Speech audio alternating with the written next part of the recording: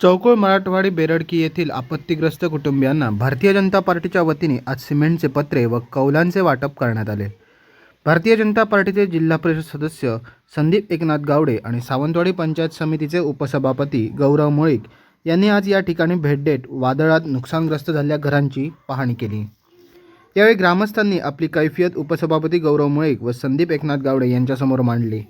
तसेच भारतीय जनता पार्टीचे प्रदेशाध्यक्ष रवींद्र चव्हाण हे सिंधुदुर्ग जिल्ह्याचे पालकमंत्री असताना संदीप गावडे यांनी या अतिदुर्गम भागातील वाडीवर केलेल्या रस्त्यांची सोय, सौर पथदीप, नळ पाणी योजना तसेच गुलाबराव गावडे यांच्या सरपंचपदाच्या कालावधीत 8 ग्रामस्थांना मंजूर झालेली घरकुले ही सर्व विकास कामे भारतीय जनता पार्टीच्या माध्यमातून झाल्याचे ग्रामस्थांनी नवविवाचित उपसभापती गौरव मुळीक यांना सांगितले।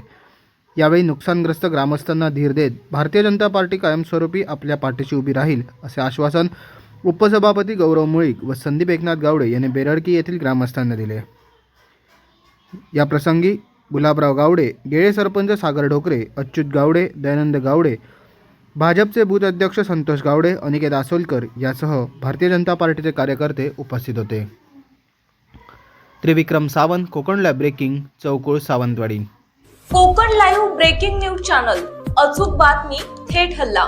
कोकणातील ज्वलंत प्रश्नावर मर्मभेदी लिखाण करून सत्य मांडणारे निर्भीड चॅनल। लाईक करा, सबस्क्राईब करा आणि फॉलो करा।